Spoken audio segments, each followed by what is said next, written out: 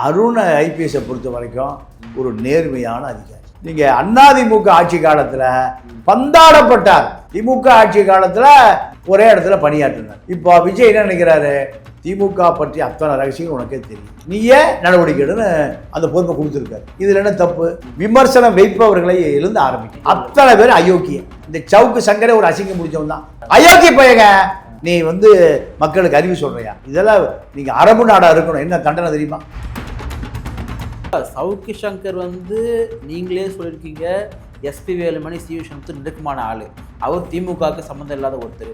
அவர் target பண்றதுக்கு காரணம் என்ன? தண்டை முடிஞ்சு குண்டாசல் போட்டார். அவரா குண்டாசல் போட்டாரு.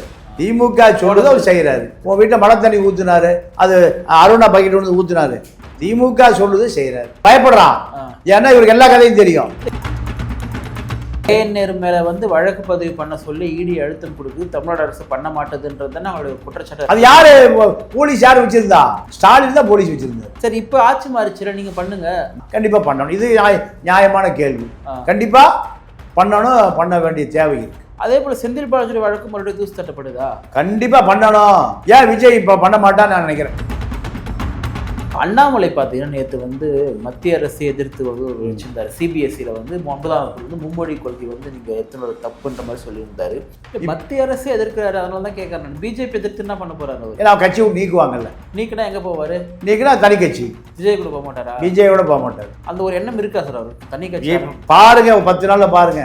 நான் முதல்ல இருந்து சொல்லிட்டு இருக்கேன். அண்ணாமலை ஆட்டம் ஆரம்பம், பம்பம் ஆரம்பம். வேடிக்கை பாருங்க. திமுகவுக்கு எப்படி சிம்ம சொப்பனமா இருந்தாரோ அதே போல யாருக்கு? டிவி கேக்கு அவ்வளோ சிம்ம சொப்பனம். கட்டிங் கொடுத்தே ஆகணும். கட்டிங்க? ஆமா. அரசியல் ரஜினி ஏதாவது சொல்லுவாங்க, செட்டிங்கா கட்டிங்கா, அதான் நடக்கும். திமுக பயந்துட்டு கிடக்கு. யார் மேல? விஜய் மேல. நீ தொட்டேன்னா நான் நோண்டி எடுத்துருவேன். பல பேர் ஜெயிலுக்கு போயிடுவாங்க. அண்ணாமலை அடுத்த களத்துல இப்ப பிளாட்ஃபார்ம் காலியா இருக்குங்க. விஜய் எதுக்கூடிய ஆளே இல்லை. ராஜா அதுக்கு மேலே அவருக்கு என்ன ஐடியா தெரியுமா? கனிமொழி முதலமைச்சர், இவர் துணை முதல்வர். நடந்தே தீரும். நான் சொல்ல எழுதி வச்சு, செவத்தில் எழுதி வச்சு. ராஜா ஆட்டம் ஆரம்பமாதில் கனிமொழி திமுகவுடைய தலைவராகிறார். அதுதான் ராஜாவுடைய எதிர்கால திட்டம். அதனால ராஜா இல்லாமல் திமுக நடத்த முடியாதுங்கிறத நிரூபிச்சிருக்கார் குன்னத்தில். நிம்மதி ப்ராப்பர்ட்டி மேனேஜ்மெண்ட், உங்கள் பழைய வீட்டை புதிய வீடாக மாற்றலாம் வாங்க. அருண் ஐபிஎஸ் அவர் லஞ்ச ஒழிப்புத்துறை இயக்குனரா தமிழ்நாடு அரசு நியமனம். அவர் நியமனமானதே தப்பு அப்படின்ற மாதிரி சவுக்கு சங்கர் உட்பட பல பேர் விமர்சனங்களை முன்வைக்கிறாரு. விஜயோடைய அரசியலுக்கு இது உகந்ததல்ல சொல்லிட்டு. அருண் ஐபிஎஸ் எப்படி அவர் இவங்க வைக்கக்கூடிய விமர்சனங்களுக்கு உகந்தவர் தானா, இல்ல ஒரு ஸ்ட்ரைட் ஃபார்வர்டான ஆபீசரா? நீங்க ஒரு விஷயத்தை எங்கிருந்து ஆரம்பிக்கணும்னா, விமர்சனம் வைப்பவர்களை எழுந்து ஆரம்பிக்கணும். விமர்சனம் அத்தனை பேர் அயோக்கிய, பக்கா அயோக்கிய. யாரு? திமுக பின்னாடி ஒளிஞ்சிருக்கிறவன். இன்னைக்கு சோசியல் மீடியா பாதி காரி துப்ப போறான். ஏன்னா அவ்வளவு அயோக்கியம் உள்ள வந்துட்டான். அவ்வளவு பேரும் திமுக ஆளு சார். அவ்வளவு பேரும் இந்த சவுக்கு சங்கரே ஒரு அசிங்கம் முடிச்சவன் தான். அயோக்கிய பையங்க, நீ மக்களுக்கு அறிவு சொல்றியா? இதெல்லாம் நீங்க அரபு நாடா இருக்கணும். என்ன தண்டனை தெரியுமா? அருண் ஐபிஎஸை பொறுத்த வரைக்கும் ஒரு நேர்மையான அதிகாரி. ஒரு நேர்மையான அதிகாரி. நீங்க அதிமுக ஆட்சி காலத்துல பந்தாடப்பட்டார். என்ன பண்ணப்பட்டாரு? பந்தாடப்பட்டார். கன்னியாகுமரிக்கு போனார், திருப்பூருக்கு போட்டாங்க, எங்கெங்கயோ போட்டாங்க. திமுக ஆட்சி காலத்துல ஒரே இடத்துல பணியாற்றினார். திமுக எல்லா அரசியலும் அழுத்தம் இருக்கும். இப்போ விஜய் என்ன நினைக்கிறாரு, திமுக பற்றி அத்தனை ரகசியங்கள் உனக்கே தெரியும், நீயே நடவடிக்கை எடுன்னு அந்த பொறுப்பை கொடுத்துருக்காரு. அந்த பொறுப்பை கொடுத்துருக்காரு. இதுல என்ன தப்பு? அவர் லஞ்சம் வாங்கினாரு, ஊழல் பண்ணாரு, சொத்து வாங்கினாரு. ஜாங்கிட்டு ஏகே விஸ்வநாத் பத்தி ஒரு பிரதீப் யாதவ் 3 பேரும் 50,000 கோடி அடிச்சு வச்சிருக்காங்க. அதை பத்தி நீங்க சொல்ற விமர்சனங்கள் போட மாட்டேங்கிறான். போடுறமா இல்லையா? இல்ல, இப்போ சவுக்கு சங்கர் நீங்களே சொல்லியிருக்கீங்க, எஸ்பி வேலுமணி சிவசனத்து நெருக்கமான ஆளு, அவர் திமுகவுக்கு சம்மந்தம் இல்லாத ஒருத்தர். அவர் டார்கெட் பண்றதுக்கு காரணம் என்ன? என்ன காரணம்னா, தண்டை முடிஞ்சு குண்டாசல் போட்டார். அவரா குண்டாசல் போட்டாரு. திமுக சொல்றது அவர் செய்யறாரு. திமுக அரசு உன் வீட்டில் மழை தண்ணி ஊத்துனாரு, அது அருணா பக்கெட் வந்து ஊத்துனாரு. திமுக சொல்றது செய்யறாரு. அருண் மீது எந்த குற்றச்சாட்டும் சொல்ல முடியாத ஒரு நேர்மையான அதிகாரி. அப்போ அவர் மேல குற்றச்சாட்டு சொல்றான்னா இவர் இந்த குற்றச்சாட்டு சொல்லுகிற நபர்கள் எல்லாம் ஒரு திமுக பின்னணியில் இயங்குகிற புரோக்கர்கள். இல்ல அவரே திமுகவுக்கு ஃபேவர் ஆனவர் அப்படின்ற மாதிரி வைக்கிறாங்களே விமர்சனம். ஏங்க இப்போ இப்போ 350 ஐஏஎஸ் 350 ஐபிஎஸ் ஆஃபீஸர் இருக்காங்க. ஆமா, திமுக கட்டுப்பாடு தான் இருந்திருப்பாங்க. ஆமா, இப்போ அதிமுக வந்தவர் 350 700 பேரை அனுப்பிட்டு ஆந்திராவில் இருந்து எடுக்க முடியுமா? 350 ஐஏஎஸ் ஐபிஎஸ் அரசு அதிகாரி இதுதான் நடக்குது. அதனால அருண் மீது புகார் சொல்லுகிற அத்தனை பேருமே நீங்க திமுகவுக்கு பின்னணியிலிருந்து இயங்குற நபர்கள். பயப்படுறான், ஏன்னா இவருக்கு எல்லா கதையும் தெரியும். இல்ல என்ன சொல்றாங்கன்னா, இப்போ வந்து லஞ்ச ஒழிப்புத்துறை வந்து குறிப்பா இடி வந்து KN மேல வச்ச அலிகேஷன்ஸ் இருக்கு. இடி வந்து வழக்கு பதிவு பண்ணுங்க அப்படின்னு சொல்லிட்டு லஞ்ச ஒழிப்புத்துறை சொல்லும் பொழுது அதை மேற்பார்வை செய்யக்கூடிய அதிகாரம் படைத்தவரா இப்போ அருண் ஐபிஎஸ் இருக்காரு. அப்ப அவர்கிட்ட வரும்பொழுது எப்படி வந்து KN மேல வந்து வழக்கு பதிவு பண்ணுவாங்க? அப்போ வந்து நீர்த்து போயிடுத வழக்கு அப்படின்றது அவங்களுடைய குற்றச்சாட்டா இருக்கு. அதாவது நான் கேட்குறேன், அந்த முட்டாள்களுக்கு பார்த்து கேட்குறேன், அருண் டிஜிபி அல்ல. அதிகாரம் படைத்த இடம் இது டிஜிபி. டிஜிபிக்கு மேல அதிகாரம் படைத்த இடம் இது ஹோம் செக்ரட்டரி. எது? உள்துறை செயலாளர். உள்துறை செயலாளரை மேல அதிகாரம் படைத்தவர் சிஎம், சீஃப் செக்ரட்டரி இல்ல, சீஃப் செக்ரட்டரி. அதுக்கு மேல சிஎம் செக்ரட்டரி 1, அதுக்கு மேல சிஎம்.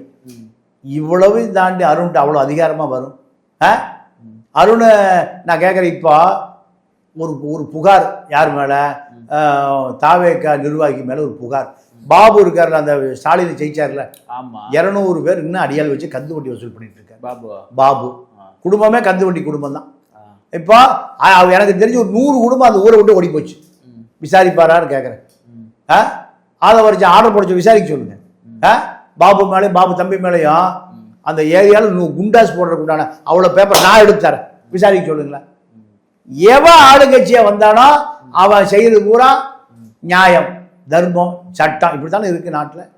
கருணாநிதி வந்தால் ஜெயலலிதா பிடிச்சி உள்ள போடுறது, ஜெயலலிதா வந்தால் கருணாநிதி பிடிச்சி, 2 பேரையும் பிடிச்சி உள்ள போடுறது யார் வர்றா? இது நீங்கள் சசிகலா எந்த அதிகார மையத்தில் இருந்தது?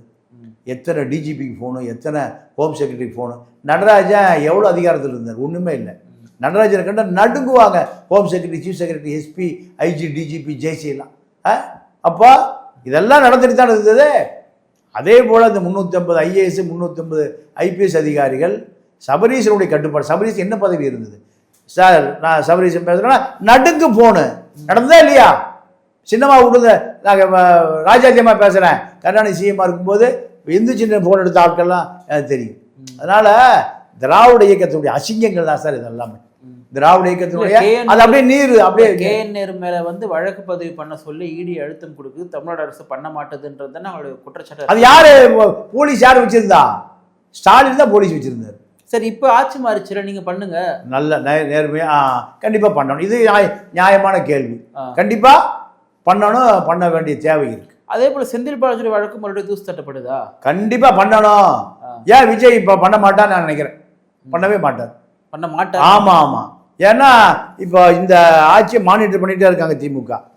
ஏன்னா அவங்களுக்கு பழைய திருட தெரியும், எங்க நடக்குன்னு. அடிச்சு விட்டா பத்திக்கும் ஒரு வாரம். அதனால இவர்கள் அவரை பண்ண மாட்டா, அவர் இவரை பண்ணணும். நான் முதல்ல தான் சொல்லிட்டு இருக்கேன். சரி, இப்போ அண்ணாமலை பார்த்தீங்கன்னா நேற்று வந்து மத்திய அரசை எதிர்த்து வச்சிருந்தாரு. சிபிஎஸ்சியில் வந்து 9ஆம் வகுப்புலேருந்து மும்மொழி கொள்கை வந்து நீங்கள் எத்தனை தப்புன்ற மாதிரி சொல்லியிருந்தாரு. அண்ணாமலை சொல்றாரு, இதை எப்படி பார்க்குறீங்க?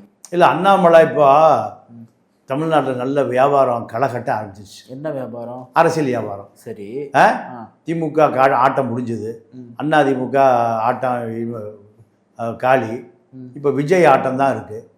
இதுல திமுகட்டே வசூல் பண்ணாலும் அண்ணாமலை. ஃபைல்ஸ் 1 திமுக, ஃபைல்ஸ் 2, ஃபைல்ஸ் 3, இப்போ டிவிகே ஃபைல்ஸ் 1. ஆட்சி கவர்னர் பாஜக. இவரை காப்பாற்றுறதுக்கு அங்கே PL சந்தோஷ் இருக்கார். எங்க RSS தேசிய தலைவர், மோடிக்கே கட்டளையிடக்கூடியவர். அவர் சொன்ன இன்கம் டேக்ஸ் கேட்பான். இப்படி தான் அவர் நாள் ஓடிட்டு இருந்து 7000 கோடி சேர்த்துருக்காரு. யாரு? அண்ணாமலை. உலகம் பூரா சொத்து இருக்கு. இவருக்கு ஏங்க எம்எல்ஏ சீட் கொடுக்கலன்னு அமித்ஷாவிட்ட மோடி கேட்குறாரு. லிஸ்ட்டு பார்த்தேன், ஏன் அண்ணாமலை பேர் இல்லைன்னு. ஒரே நிமிஷம் இன்னொரு மேலே தட்டி விட்றாரு. யார்? அமித்ஷா. 7000 கோடி ரூபா சொத்து உலகம் பூரா இருக்கிறது. மோடி அட பாவி விட்டா நம்ம சீட்டை காலி பண்ணிடுவான் போல் இருக்க. அதோட விட்டாராம் யார், மோடி. அதான் சீட்டாக கொடுக்கல, எம்எல்ஏ சீட் கொடுக்காத காரணம் அதுதான். அப்போ பார்த்தாரு, இனிமேல் நம்மளை யாரும் ஜெயிக்க மாட்டான், நம்ம வியாபாரத்தை ஆரம்பிச்சிருவோம். மத்திய அரசு எதிர்க்கிறாரு, அதனால தான் கேட்கறேன். பிஜேபி எதிர்த்து என்ன பண்ண போறாரு அவரு? பிஜேபி எதிர்த்து விஜய் இல்லை, அது நான் கட்சி கட்சி நீக்குவாங்கல்ல. நீக்கினா எங்க போவாரு? நீக்கினா தனி கட்சி. விஜய் கூட போக மாட்டாரா? விஜயோட போக மாட்டார், தனி கட்சி. அந்த ஒரு எண்ணம் இருக்கா சார் அவருக்கு? தனி கட்சி பாருங்க, 10 நாள்ல பாருங்க. நான் முதல்ல இருந்து சொல்லிட்டு இருக்கேன், அண்ணாமலை தனி கடை வைக்க போறாருன்னு சொல்லிட்டு இருக்கேன். இப்ப தனி கடை வைக்க போறாரு. திமுகவுக்கு எப்படி சிம்ம சொப்பனமா இருந்தாரோ அதே போல யாருக்கு, டிவி கேக்கு அவரை சிம்ம சொப்பனம். கட்டிங் கொடுத்தே ஆகணும்.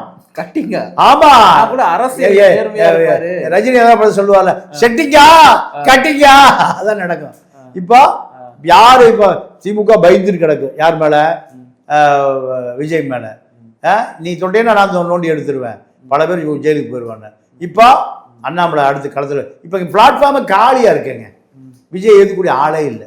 ஏன் டெய்லியும் உதயநிதியும் முக ஸ்டாலின் எடப்பாடி 3 பேர் மாத்தி ட்வீட்ஸ் போட்டு இல்ல, அதெல்லாம் ட்வீட்ஸ் போட்டு வீட்டுக்குள்ள உட்காந்து கொண்டிதான். தெருவுல இறங்கணும்ல சார், ஒரு 1 லட்சம் பேரை திரட்டி போராட்டம் பண்ண சொல்லுங்க, ஸ்டாலின் பண்ண சொல்லுங்க. ஆம்பளையா இருந்தா காசு குத்து வரணும்ல, காசு குத்து கூட்டு வரணும். காசு அவங்ககிட்ட இல்லாத காசா? உங்களுக்கு பாவம் ஒண்ணுமே தெரியல, கையில் இல்ல. அப்ப ஆட்சியும் கையில் இல்லை, காசும் இல்லை. அப்போ 1 லட்சம் பேர் தேடி போராட மாட்டீங்க. அப்போ என்ன, பயந்துட்டு கிடக்குறீங்கன்னு அர்த்தம், அப்படித்தானே? உங்களுக்கு தெம்பு திராணி முதுகெலும்பு ஒன்றுமே இல்லைன்னு அர்த்தம். ஆனால் வீட்டுக்குள்ள உட்காந்து சம்பளம் கொடுத்து ஒருத்தர் வச்சுருக்கீங்க, அவன் 10 ரூமில் ட்விட்டர் போட்டே இருப்பான். இதுதான் நடக்கும், அதுதான் நடக்கும். அதிமுக அதுவும் நடக்காது. இப்போ அடுத்து யார் கிரவுண்டுக்கு வர்றா? அண்ணாமலை ஆட்டம் ஆரம்பம், பம்பம்பம் ஆரம்பம். வேடிக்கை பாருங்க. நீங்க நேற்று பாத்தீங்கன்னா விசிகாவும் திமுகவும் பெரம்பலூர்ல குன்னத்துல, பெரம்பலூர் குன்னத்துல மோதலுக்கு யாரு காரணம்? இல்லைங்க, இதெல்லாம் நடக்கத்தாங்க செய்யும். என்ன காரணம்னா, இவங்க ராஜா வைத்து ஆர்ப்பாட்டம் பண்ண போயிருக்காங்க. ராஜா ஆளை விட்டு அடிச்சிருக்காரு, அடிக்கத்தானே செய்வாரு. ஏன்னா வேற யார் அடிச்சா ஜாதிகள் ஒரே ஜாதிக்குள்ள திமுக ரசிக்குது.